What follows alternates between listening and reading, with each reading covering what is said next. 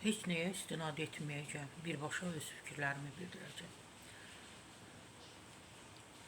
Bir ənənə vardı Azərbaycan Dövlət Televiziyasında və daima bu ənənəni davam etdirib. Həmişə, yəni hansı ki könə ili yola salanda, yeni ili qarşılayanda, təbii ki konsert proqramı olur.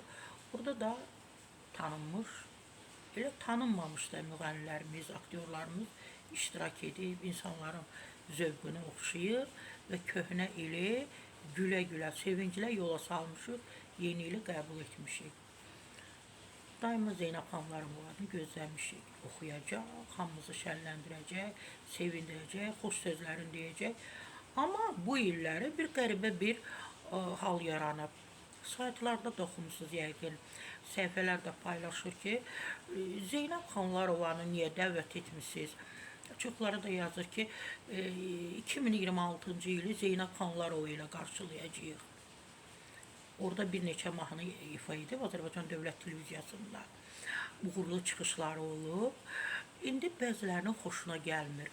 Yaxşı, Zeynəb Xanlarovandan 2026-cı ili qəbul etməyək də, yəni qarşılamayaq. Kimdən? Kəmalə Günəşli ilə qarşılayaq, ya Aytaş Tovuzlu'yla kameralar açılır, kameranın fonunda birinci Kəmalə Günəşlinin, sonra da Aytaş Tovuzlu'nun arxası görünür, popundan sonra keçirik musiqiyə.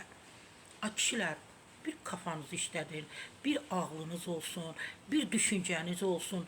Zeynəb Xanlarova sıradan birisidir ki, bu qədər narahatçılıq keçirirsiniz. Yəni Aytaş Tovuzlu da məndən inciməsin, Kəmalə Günəşli də. Bu insanların zövqünə görə deyirik.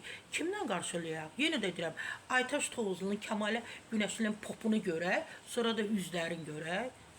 Siz kimsiniz ki Zeynəb Xanlarova belə iradlar tutursunuz, onu dövlət televiziyasında görmək istəmirsiniz? Bilirəm, bizim stilist də Rəşad da onun yanında olur, Zeynəb Xanlarovanın. Daima onu tək qoymur. Həmişə onun Zeynəb xanımın yanında ol.